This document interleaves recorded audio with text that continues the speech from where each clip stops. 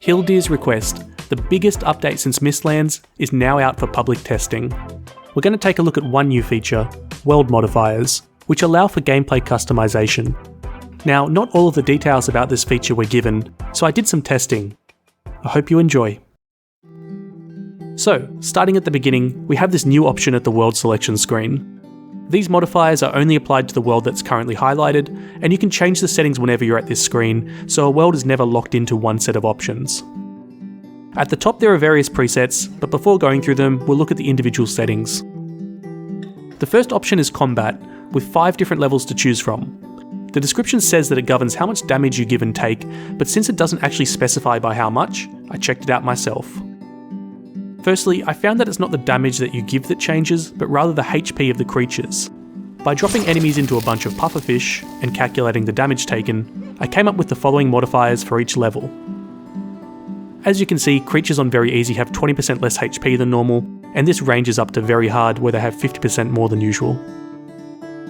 Next up was damage to the player. I put my body on the line for science, and came up with this. To put this into perspective, this means that a regular creature on Very Hard difficulty hits the same as a 2-star creature on Normal. Next, there are 6 different settings for the penalty you suffer when dying. Again, I did some calculations to figure this out. On Casual, skills reduce by 1% on death. You respawn with any items that are equipped as you die, while everything else is left on your tombstone like normal. On Very Easy, skills drop by 1%, but all items are left on your tombstone. Easy is the same, but skills reduce by 2.5%, and this compares to the 5% by which skills drop on normal difficulty. On Hard, skills reduce by 7.5%, and the tombstone only keeps items that were equipped at the time of death. Everything else is just permanently lost. Now, Hardcore is insane. When you die, you permanently lose all of your items, and all of your skills drop back to 0. The next option affects the number of resources and items that are dropped by enemies in the world. Luckily this time they give the numbers, and they range from half the usual resources to 3 times. By the way, it seems these values don't apply to trophies. Raid rate affects the number of raid events where your base is attacked. The options range from none to much more, and it's hard to test how much each level changes this because raid events are based on probability. If we ever get some actual numbers, I'll add them to the description. There are 4 options for portals. Portal items lets you teleport anything, including ores and metals. Normal means that you can teleport everything except ores, metals, and a couple of other items. No boss portals stops you from teleporting while you're near a boss. As you'd expect, no portals completely turns off the ability to teleport. Now, at the bottom there are 4 options.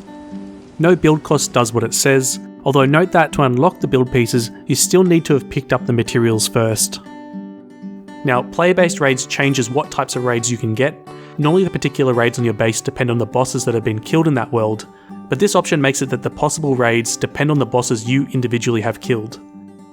For example, this would be useful for when someone new joins a server where the late game bosses have already been killed, because with this option, they wouldn't have to be worried about a horde of Fuelings raiding them while they're still exploring meadows. Passive enemies means that enemies only attack you after you attack them first. Keep in mind that this doesn't apply to bosses. And finally, no map just disables the map and minimap. So now we can have a look at the presets. Easy just sets enemy difficulty to easy and lowers the number of raids, while hard does the opposite. Hardcore sounds crazy. No map, very hard enemies, more raids, no boss portals, and if you die, you lose everything. Casual makes everything extremely easy, with no raids and passive enemies. Hammer mode keeps most options at normal, but turns off raids, build costs, and keeps enemies passive. Finally, Immersive keeps all of the settings at normal, but just turns off maps and portals. As someone that does a lot of Valheim challenges, I'm really excited about this feature because it opens up a lot of new things to try in vanilla Valheim. At the moment, if you want to try this out, you need to access the public test version of Valheim, and if you're not sure how to do that, check the description. So, I hope you've learned something new, and if you have anything else you'd like me to try out, let me know in the comments. Cheers.